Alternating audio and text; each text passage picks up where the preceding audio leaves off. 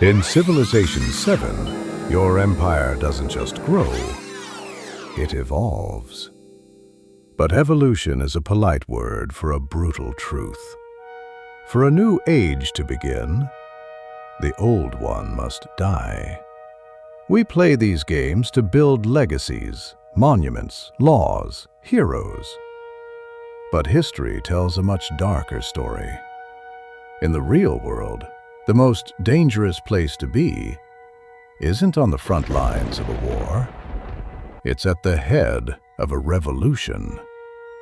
In 1793, amid the blood and smoke of the French Revolution, the journalist Jacques Mallet Dupin wrote a line that still haunts every political movement.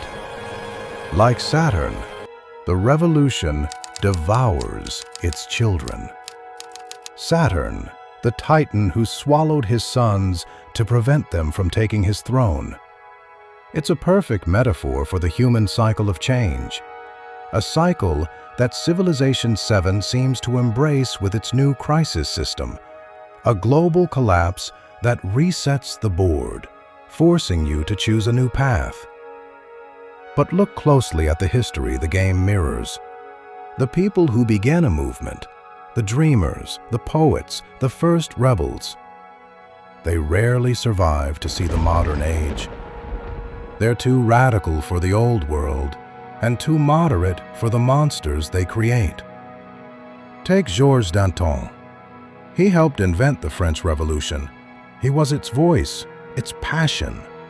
But when he suggested that maybe, just maybe, the killing had gone too far, his own friend Robespierre sent him to the blade. Danton's final words were haunting.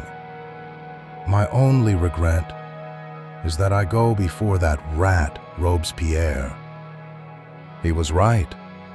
Robespierre followed him to the guillotine just months later. When the revolution ran out of external enemies, it began eating its own children. We like to believe we're moving forward, that each new age is an upgrade. But if this Saturn Principle holds true, we're not just builders. We're fuel for a fire we don't control. The old gods don't die only to make way for our freedom. They might die because the truth we uncovered was a child they couldn't stop from growing into a monster. So as you prepare to lead your civilization into a new dawn, ask yourself this: if you were building the world of tomorrow, would you have the courage to be its first victim?